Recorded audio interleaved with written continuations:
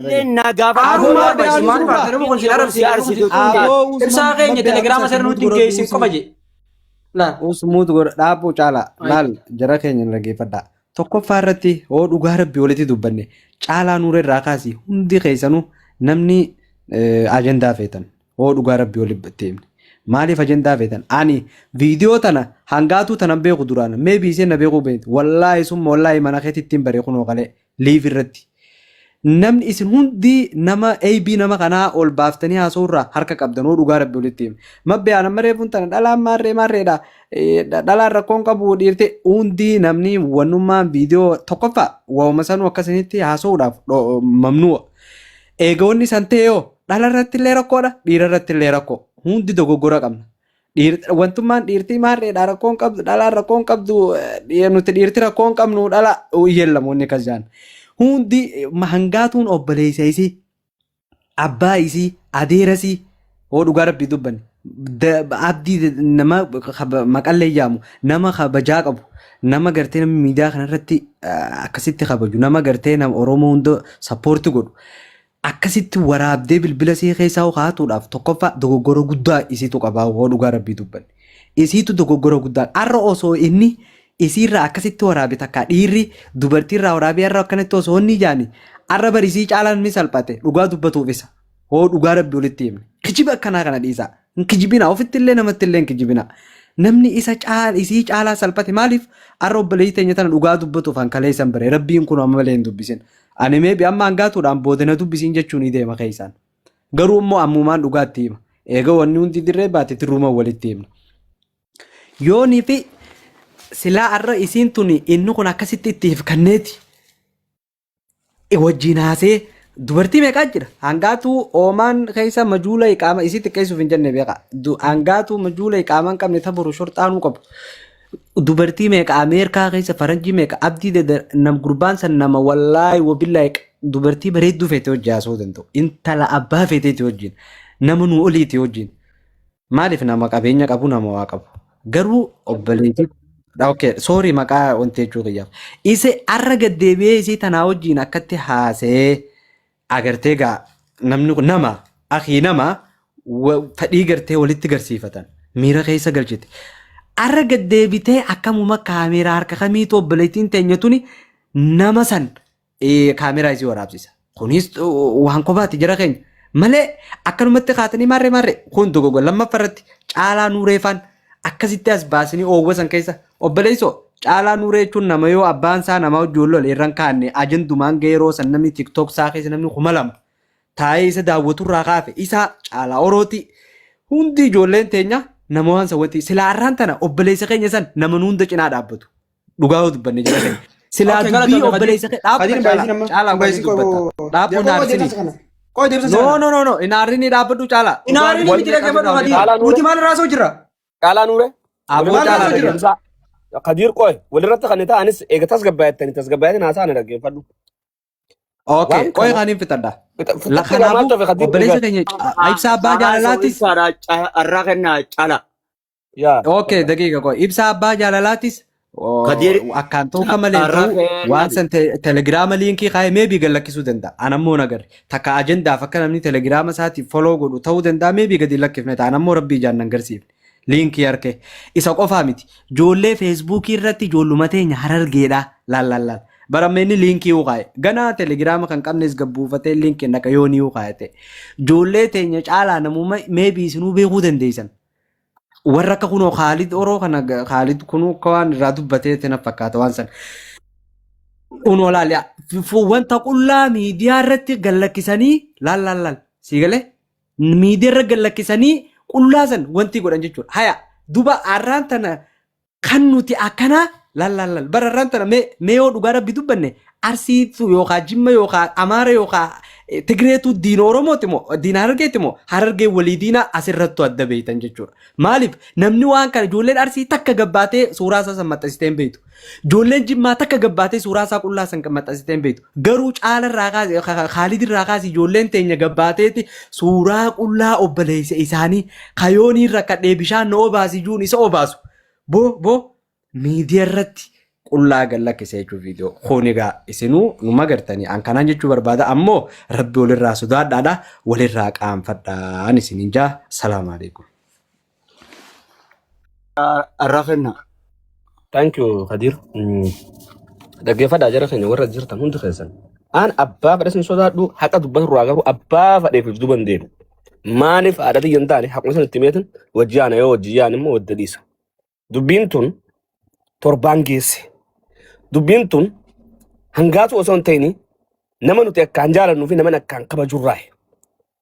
Wanni kun haalameen idduutti uumame. Waan kana affana namni tokko akkan dubbannee hogga dubbiin keessan dhuftu akkamitti affannaa akka warri miidiyaa kun hin dubbanneet waadaa walii seennee adda yaane. Namni hin dogoggorre hin jiru. Sii galee? Namni waadaa walii seentan. Qoo ishii miti. Warroota miidiyaa deemasoota. Bakkuma tan akka addanaa bana basifin gaariidha. San boodan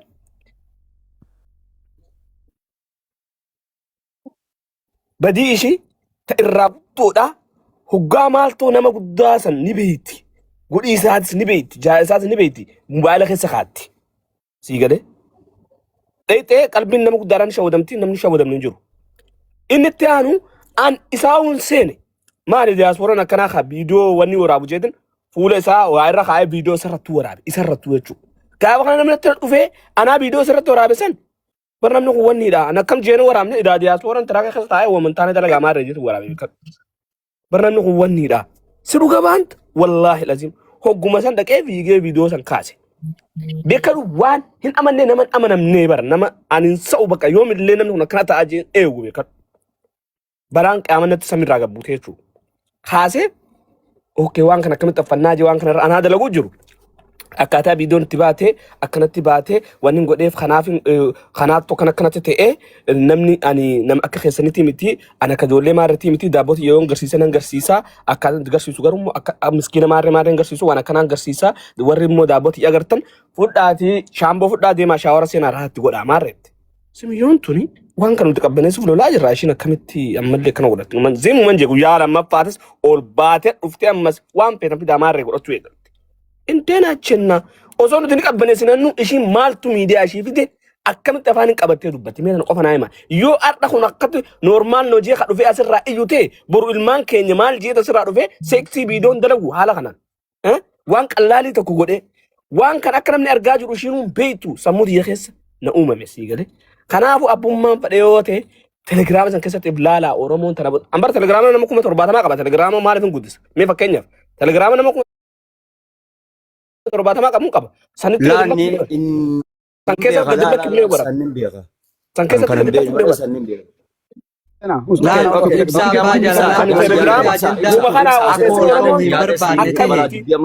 Dhageebsaa osoo ajandaan kun akkaatuu jette akka ol ba'u hin feene caalaa nuuree liiviin seenu. Dabbal dhufee liiviin seenu. Caalaan qabbaneessaa jira Kadir kiyya. Yeroo takka Yaa Kadir waan hubanne an dhageeffadhu an nama abdii fi hangaatuudhaaf yookaan immoo nama jechuun nama sallee takka maqaan dho'in ilaala. Ilaan miidhi fayyadamu keessatti maqaa dha'uun barbaadu. Sabbaa jaalalaa yeroo takka gaafiin ibsaa isiniif hangaatu mee caalaa obsi. Ibsaa isiniif hangaatu walitti aariin ni qabdani. Siboo maaluma dubbata yaa obboleessa. Mee Kadir gaafin gaafadhaa qoo agaasiin maal taatan gabbaa'ee nanuu suuta gaafadhu. Mana ishii jala ibsaa aarii walitti hin qabdanii miti. Aarii takka hin qabu mana ishii jala dhaqeetti miyyoo maaltu laayivii si fideen jeen. Ibsaan kun illee bara guyyaa tokko mana isatti na arrabsee maaree naan jetteeti komantii xiyya arrabsiteetti. An akkan dubbiitii yaadeemu gartee jirti miyyoo maaltu laayivii si fidee. Si laayiviin amma waan kana mataa ishiitiin qabbaneessuu dandeesse. Ishummaa waan kana ajandaa kan achi kaa'uu dandeesse. Laayivii dhufuu baattee badde. Akkuma abdii kanatti. Sii galee. Galatooma. Akka nama tokkootitti laal ibsaa keenya laal. Akka nama hawaasa Oromootittis ta'e nuti si jaalanna bakka guddallee seenii qabna namni kun hundinuu si jaalata.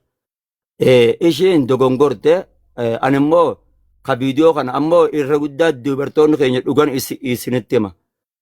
Gaafa dhiira tokko isa wajji haasawuttanii viidiyoo waraabdan keessanilleen akka gadi baatu durumaanuu akka of gadi baasuu deemtan quba qabaadha. Tokko kana quba qabaadha. Eenyummaanuu abbaa feetan taatan wallahi an dhugan isinima dhugan isiniiman rabbi sodaadha ofii hogga nama waraabdan amma viidiyoo ishii san eenyu waraabe jaale ibsa eenyu namni waraabe abdii waraabe abdii dadarti waraabe moo eenyu Aboo Jira ifi kan waraabdee nyaarame irra dhiisi noqonna. maqaan dha'ini. Na dhagaye maaf ba'an ifi waraabdee bilbila keessa kaatti namni bilbila keessa Ustaza isii keessa maal fuudhee baan jecha gallakkise. kadiirun bannaa dubbata irratti waa dubbadhaa mee Ayyee caalaa dubbadhaa. haa takka waan isaa jira. Maalitti? Amma Adiir qabxii kiyya siyyaarraa maaltu isinii gale qoy dhaala. Eh? Osoo kanarraan dubbanne qabxii siyyaarraa maaltu isinii gale. Uummabbaan maaltu isinii gale beela. Ibsaa abbaa jalalarraa amma qabxii takka hin taaneef ibsaa abbaa jalaa walii galee ni jirti. Wanta akkasii kaasa. Bakka maaliifii sen jedhu san anis niin qaba san waan san. Liivii seenuu namni gaafa wanti negatiiviin akkanaa sooshaal miidiyaa dhufe namni wanti negatiivii kanarra mul'ate miidiyaa irraa achi mogga galeetiti soota kana miidiyaa deebi'a. Kana bakka tarsiin beekan dhugaa jette bakka sana. Isi bira jirti ati isi bira jirti bira dheedhee gattaa'e jetteeni Itti caala. himeen jira waan afaanii itti himeen jira waan isin nama jiru kanaami miidiyaa irraa suuta deemi. Itti himeen jira yaa kanuma tokkotti. Itti dawwaltee Caalaa tiimtee Caalaa- liivi irratti himiti. Itti Amma dawwaltee qixxii naaf tiimtee tokko miidiyaa irra hin bahin jetteeni. Okay, ati mana namaa okay eegaa ajendaa san kee ati takkaa mana namaa takkaa mana keettiin namoo eega isin hin bahin dura namoo waliin qabdeen dubbanne miidiyaa irratti ati. Ati mataa yeroo takka dhiibamaa wajjin Bo'aan kalee irraa dubbadhee bara erga namni miidiyaa kana baxaabbatee wotaan kalee dubbadhee baran. Aya amma keetitti caalaa yeroo dhaamsa irraa xumuraatiin dubbadha waan kana anaa kaasee miti isaa mee yeroo takka dhaggeeffadhamee dubbadheetan isin irraa baya ila wanti taate obboleeyyiin shamarran biraati waan kanarra yoo kan gorfamne taate waan biraati lammaffaa harka keessaniin dhiira itti haasoytan takka gaafa aappii bantanii waraabdan akka of if salphiftan quba qabaadha kan lammaffaadhaati. Dhiisan manuu fudhata dhiifama waqaa ijoo san kaasetti. Khalid nan ibsadhaa qoy kan lammaffaadhaati ibsa obboleessa keenya ibsa abbaa jaalalaa akka nan nama tokkootitti yaa qaalii namaa gaarii namaa ila wanti tun taate dalagamte osoo maquma uummata Oromoo jaalatamaa fi kabajamaa kanaatiin osoo viidiyoo san kaaftee ibsaa keenya tanuma seetti dhaammanna dubartii laaftuudha yoo dubartii laaftuudha akka feene goonallee nuti akka shari'aa akka ija shari'aatiin akkuma akka ija shari'aatiin fi akka maqaa uummata Oromoo kabajamaa kanaan mee nallee hin tuffatin didi Ome akkaan jeeti Haalid waan kana namallee nu koflu jiraata. Haala bakkaan jeeti. Mee waan kana ibsa mee kamiin waan kana jambar godhuu dandeenya amma gabaabaa waan kutte. Wanni kutte dhageeffadha. Kutte dhiisanii ta'u haafte qabatanii. Waa'ee viidiyoo kaasuutii miti. Wanni kutte viidiyoo kaasuu caalaa haasoo ishiin ol baatee miidiyaa irraa haasoftu dubbii ooyisaa viidiyoo illee akka namni barbaadu ishii godhaa jira malee. Wallaahi billahi akka kanaan dubbachuu barbaade. Mee qoy maamuudhaan hangaatu. Uummabbaan maamabbayaadhaan viidiyoon kaasaa an viidiyoo hin qabu jee kakadhu waan barbaadu. Aboonan qabajee dhiise kayaakiin urraa isaa Bas alaas kanaafuu amma wanni kun akka itti jaambito yoo barbaaddan wooma kana ajandaa kanarraa kan yaradhaati waan biraa haasawa isinitti haa tolu nagatti. Hangaatu. Nagatti. Dhageessa hangaatu. Ibsarraa yaada Oyaa waan dhiisi nu taasaatii dhiisi mabbiyaan maaliif yaada irraa fuunaa miti. Dhagaye hangaatu. siyoon nama kana qabannee akka yaa baleessoo innuma akkuma haala kanaan akka inni viidiyoo kanan kaafne goota ani yeroo obboleessoo. Awo mabbiyaan waa takka ibsaan nu harka jira rakkoo qabu dhiisi. Maafi mushkila isoota aanaa akkas taatu naa dhukkee irraa laa kadiir kiyya laa kadiir ilaa mee warri jimallee naan jettan jimaa inuun qamaanee oditi laal akka nama okkootitti dhiisi maamma biyaan kiyya yoo inni gabbee suuraa ta'e takka akkana laali jageessa laale ana amma suula itti naa dhiisetti mabbiyaan dhiisetti. Ana amma suula dhiisi muwaaz qo'ee mee dhaabbadhu hangaatu obboleettiitii yakkaan jeetiira dhaggeeffadhu. Laal ati namni tokko si hangaatu rabbi sodaadhu nama sirra feemasaatiis. Nama sirra gartee fokkotus, nama sirra bareedus hedduutu ajandaan isaa dabre. Ati ajandaa kee kana maaliif ibidda jala keeyse mee ati tun warra qabda nama ganaa bultii eeggatu yeroo silaa gartee ifiifuu ustee gartee namni gizee ajandaan irra dhufe hattaa waan biraa dhiisi arra baanuu hogguu namni waa wanti irra dhufe hogguu nama tokkoonuu ollole hawaasa guutuun dhiisi ni dhokota namni maaliif hawaasa guutuu kanaa deebii yoo deebifte miira keessa galta.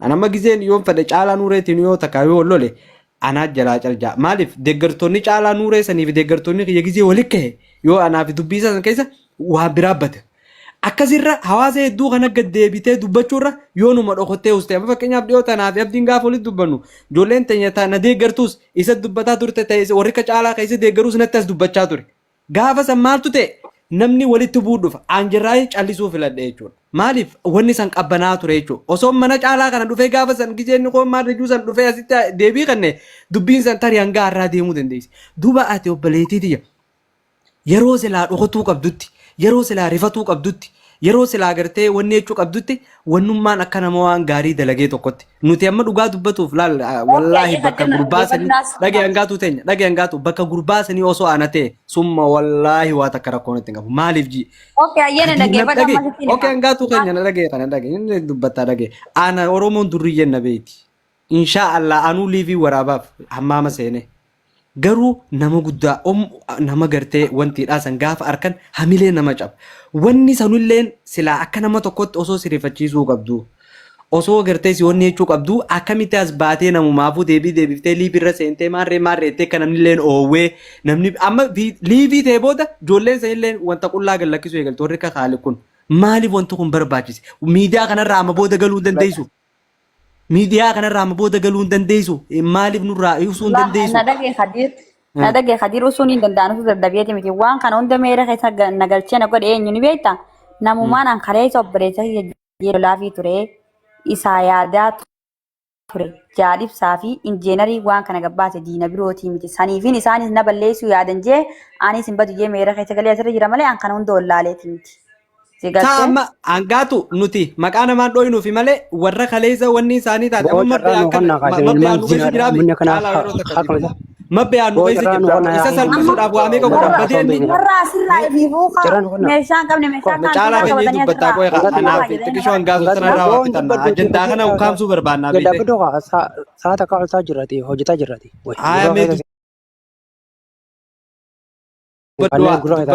Ame dubbadhu.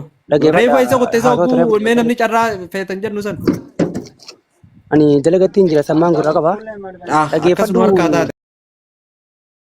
Ani akka mataa jetti ajandaa. Leengadda gastii keessin turre caalaa keenya. Leengadda gastii keessin turre. No hinti banneen. Hinti banneen. Lakki gastii keessin turre. Gastii keessin turre. Hin turree fi turree miti dhageeffadhu namatti ergadhee fa'aa osoo harkin fa'aa keessa kadheen deema malee waan kanaa takka dubbadheen beekamu.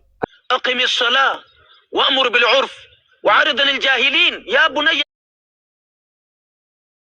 جدي مجاكيتين حركت سيدوما هذا عبد الرحمن جدين Ani ajandaa akka duraanitti mataa kajaan deemee ajandaa Oromoodhaa kutaa Oromoo kutaa kudha takkaa fudhadhee kan fedhetti deemuu danda'a. Garuu gaddeebi'ee ijoollee xixiqqishoo ajandaa gartee namni gartee dogoggoree harkaa ba'e gabbee halkanii guyyaa suuraaf duuba kaa'ee iyyaa oolu ani hoolaa miti. Thank you. Caalaa keenya galatoom. Galatoom dhaggeeffadhu dhaala amma asirratti si dabala caalaa qo'ee naafsi takka. Qo'ee ittiin deemsa qo'ee taa'aa ani tokkoffaa namni deebisuuf Caalaa qo'ee gaafa caalaa barati ati barre sirrumatti ati bakkuma haqaa dhaabbatu jirta bar nama miidhame maddii an bar nama abdii waan